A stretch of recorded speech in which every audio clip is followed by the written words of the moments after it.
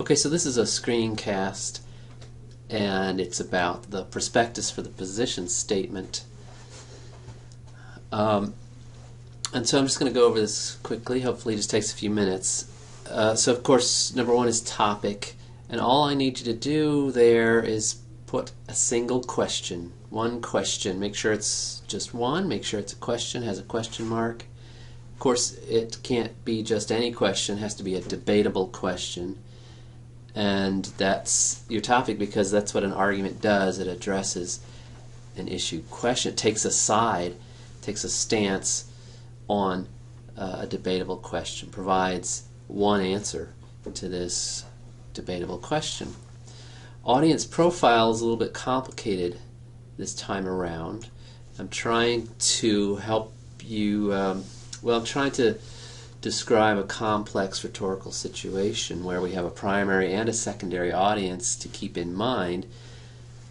As the primary audience, which is the members of the organization on whose behalf you're writing, that primary audience has to be in the foreground of your concerns, has to be your main concern. You have to tailor your document to them primarily, but you also have to make sure that you're meeting the needs of a secondary audience as well. So it's a little bit tricky.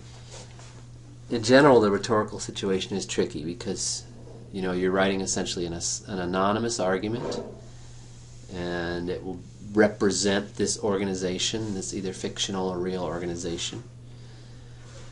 It'll represent where they stand on the issue. And then you have sort of a double audience. So in any case, identify your primary audience, who they are, and describe them. And as it says, it can be a real or a fictional organization.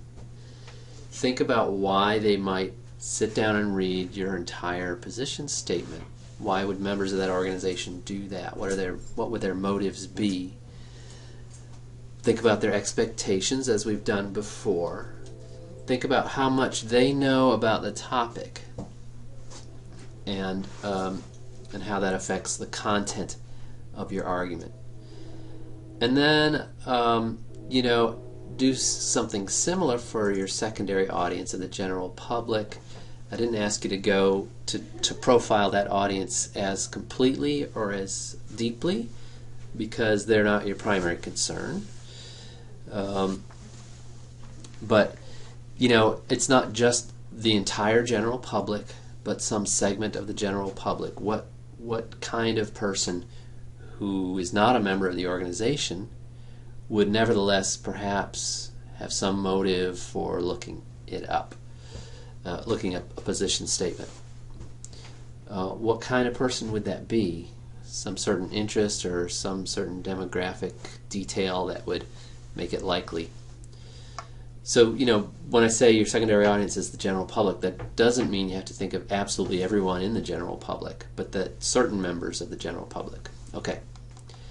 And then invention just focuses really on the ideas that form the structure and skeleton of your argument.